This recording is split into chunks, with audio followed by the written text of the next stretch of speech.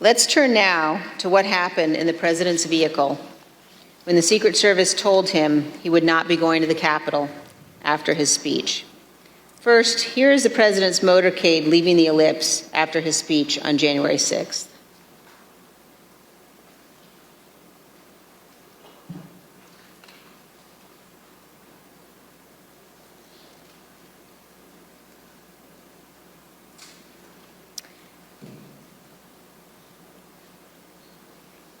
Ms. Hutchinson, when you returned to the White House in the motorcade after the president's speech, where did you go?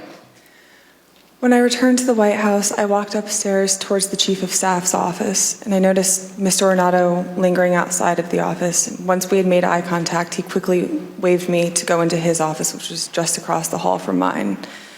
When I went in, he shut the door, and I noticed Bobby Engel, who is the head of Mr. Trump's security detail, sitting in a chair, just looking somewhat discombobulated and a little lost. And I looked at Tony, and he had said, "Did you effing hear what happened in the Beast?"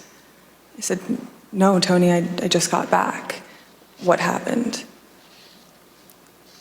Tony proceeded to tell me that when the president got in the Beast, he was under the impression from Mr. Meadows that the off-the-record movement to the Capitol was still possible and likely to happen, but that Bobby had more information.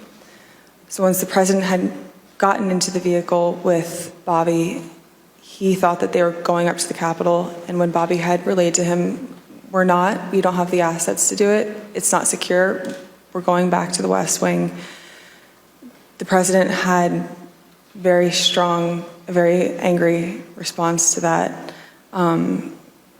Tony described him as being irate. The president said something to the effect of, "I'm the effing president, take me up to the Capitol now." To which Bobby responded, "Sir, we have to go back to the West Wing." The president reached up towards the front of the vehicle to grab at the steering wheel. Mr. Engel grabbed his arm, said, "Sir, you need to take your hand off the steering wheel.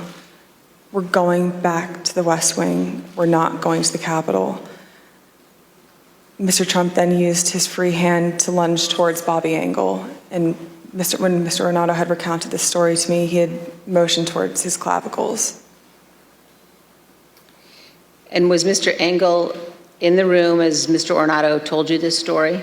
He was.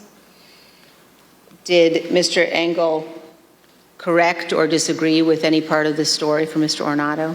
Mr. Engel did not correct or disagree with any part of the story.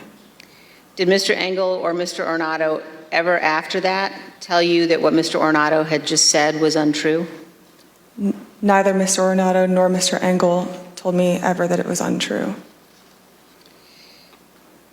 And despite this altercation, this physical altercation, during the ride back to the White House, President Trump still demanded to go to the Capitol.